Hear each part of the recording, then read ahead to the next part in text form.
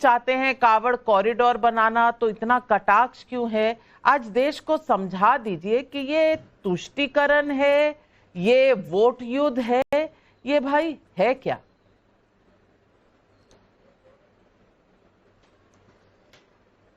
नाविका जी, आपने तो अपने प्रारंभिक उद्बोधन में ही सारी बातों को स्पष्ट करा और आपने कम से कम, आपको मैं बधाई दूंगा कि आपने इतना हिम्मत करा और कम से कम आपने कहा कि माननीय अखिलेश यादव जी ने ऐलान किया है और आपके माध्यम से पूरे देश के कांवड़िया और शिव भक्त चूंकि पूरे उन्मुक्तता का अगर कोई भक्ति मानस होता है तो शिव के भक्त ही होते हैं, जो उन्मुक्त भक्त होते हैं। उनको अगर कॉरिडोर बना करके और बेहतरीन शिव दर्शन का कोई प्रबंध करेगा तो समाजवादी पार्टी की सरकार करेगी, तो इसमें कोई कंफ्यूजियाई मत। जो दूसरा सवाल आपका था कि बाबा बागेश्वर पर, तो वो बाबा कोई कैसे हो सकता है? बाबा बागेश्वर पे तो हम ये कहना चाहेंगे कि एक वो जिसकी जीभ गिरवी है कहीं परोक्ष में, एक वो जिसकी जीभ गिरवी है कहीं परोक्ष में, कह रहा था मरने वाले गए हैं सीधे मोक्ष में।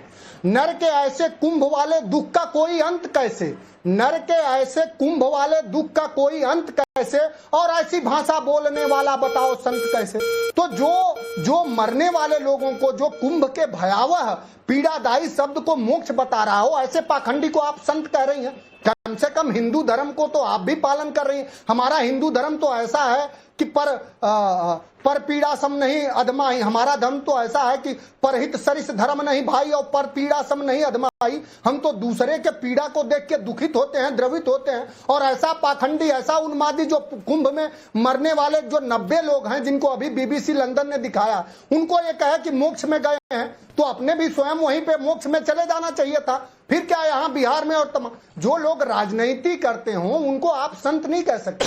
हमारा संत समाज ऐसा नहीं था। हमारे संत थे कबीर, हमारे संत थे रविदास, जिन्होंने कहा कि मन चंगा तो कठौती में गंगा, जिन्होंने मानव में, और कबीर ऐसे थे जिन्होंने हिंदू धर्म के भी पाखंड को लताड़ा और मुस्लिम धर्म के भी पाखंड को। और माननीय अखिलेश यादव जी एक बेहद धार्मिक व्यक्ति हैं। उन्होंने तो भगवान शिव का मंदिर बनवाया इटावा में, आपने देखा होगा। श्रद्धेय नेताजी महावीर हनुमान के पुजारी। लेकिन हमारा कोई धर्म ऐसा उन्मादी धर्म नहीं है, धर्म नहीं। मैं मुझे खत्म कर लेने दीजिए, आपका काउंटर सवाल लूंगा मैं। नाविका जी, हमारा कोई ऐसा उन्मादी धर्म नहीं है, हमारा विज्ञापनी प्रचारित धर्म नहीं है कि एक तरफ से विज्ञापन आ गया तो एक धर्म को अच्छा बता दे, एक धर्म को। हमारा धर्म मानवता में संवेदना और करुणा लाने वाला धर्म। बहुत अच्छी बात है, मैं मानती हूँ, और मेरा किसी के धर्म में हस्तक्षेप करने का इरादा भी नहीं है। लेकिन आप राम मंदिर नहीं गए और ये दुनिया सवाल पूछती है तो सवाल उठते हैं।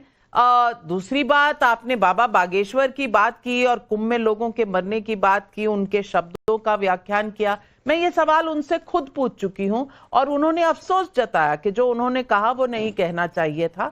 अब मुझे लगता है कि ये बात वहां खत्म हो जानी चाहिए, लेकिन आप उसको जीवित रखना चाहिए, ये आपका अधिकार है। लेकिन प्रदीप भंडारी जी इतने तपस्वी हिंदू धर्म को मानने वाले अखिलेश जी पर आप इतनी ज्यादती कर क्यों रहे हैं? मेरी समझ में नहीं आ रहा। अजीब विडंबना है नविका जी, जिन्होंने उत्तर प्रदेश में संतों पे लाठी चलाई, आज वो हिंदू धर्म का ज्ञान दे रहे हैं। जो प्रभु श्री राम के मंदिर में अभी तक दर्शन करने नहीं आए, वो हिंदू धर्म पे ज्ञान दे रहे हैं। जिन्होंने आतंकवादियों के केस सिर्फ इसी बात पे ले लिए थे वापस क्योंकि वो एक तबके से आते हैं, वो आज हिंदू धर्म का ज्ञान दे रहे हैं।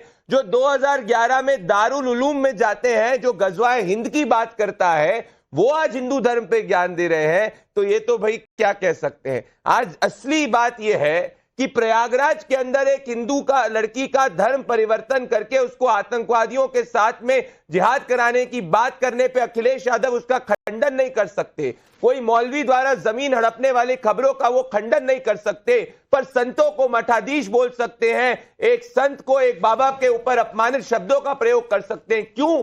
क्योंकि इनको तुष्टीकरण करना है। इनकी नीति और नियत तुष्टीकरण करने की है। तभी जब लालू प्रसाद यादव महाकुंभ को फालतू बोलते हैं, अखिलेश यादव शांत रहते हैं। तभी जब राहुल गांधी कहते हैं कि प्रभु श्री राम एक माइथोलॉजिकल फिगर है, काल्पनिक है, अखिलेश यादव शांत रहते हैं। क्योंकि अखिलेश यादव की राजनीति है हिंदुओं को बांटो बांटो बांटो, उनको अपमानित फील करने दो और अपना तुष्टीकरण के वोट को एकजुट करो।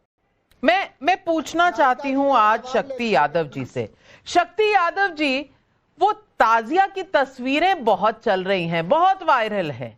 मैंने पहले ही कहा कि कौन किसके घर में किस तरह का जुलूस बुलाता है, उस पे आपका निजी अधिकार है, लेकिन सवाल तो उठेंगे ना कि ताजिया के साथ इतनी श्रद्धा और कुंभ को फालतू बताना, ये सवाल उठ रहे हैं। चुनाव का मौसम है इसलिए भी उठ रहे हैं और वैसे भी उठ रहे हैं। और उधर शहाबुद्दीन जिंदाबाद, शहाबुद्दीन अमर रहे। भाई, दो लोगों की उन पर पूरी तरह से उम्र कैद हुई थी 2 लोगों के कत्ल के लिए, वो अमर रहे, ये बात कह रहे हैं तेजस्वी जी।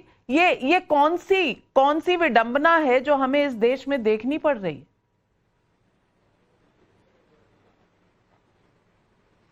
पता नहीं नाविका जी, विडंबना की बात आई और सवाल ये उठता है कि अगर हम किसी धर्मावलंबी की उनकी जहां आस्था है वो अगर दरवाजे पे आते हैं तो इसका सम्मान हमारा अधिकार ही नहीं है, बल्कि हम उनका सम्मान करें, ये हमारे कर्तव्य में है। हम पर तुष्टीकरण के आरोप लगा देते हैं लेकिन अपने तुष्टीकरण को नहीं देखते हैं कि बिहार में वोटबंदी हो रहा है, 1 महीने के अंदर में वोट हड़पने की साजिश चल रही है। अब ये सवाल ज्ञान बांटने के बजाय अपने तुष्टीकरण पर भी इनको एक नजरिया रखनी चाहिए स्पष्ट तौर पे। अरे भैया, धर्म कर्म की व्याख्या क्या है? 18 पुराण, चारों वेद को उठा लो और हमारे सामने ला करके खड़ा करो उन आचार्यों को जो ये धर्म की व्याख्या अलग अलग खंडसा करते हैं। अब सवाल उठता है कि दक्षिणा गरीब से लो और आशीर्वाद अमीर को दो, ये कौन सा धर्म है भैया? पटना गांधी मैदान में जहां पर खेमका की लाश पड़ी है, जिनकी हत्या निर्मम हुई है, मात्र 5 डेग पर, वो कौन सा धर्म संसद है भैया? धर्म इजाजत देती है क्या? आपने दीक्षा ली थी हवन कुंड की क्या?